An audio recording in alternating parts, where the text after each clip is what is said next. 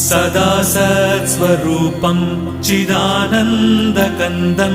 जगत्सम्भवस्थानसंहारहेतुं स्वभक्तेच्छया मानुषं दर्शयन्तम् नमामीश्वरं सद्गुरुं साईनाथं नमामीश्वरं सद्गुरुं साईनाथम् भवद्ध्वान्तविध्वंसमार्ताण्डमीड्यं मनोवागतीतं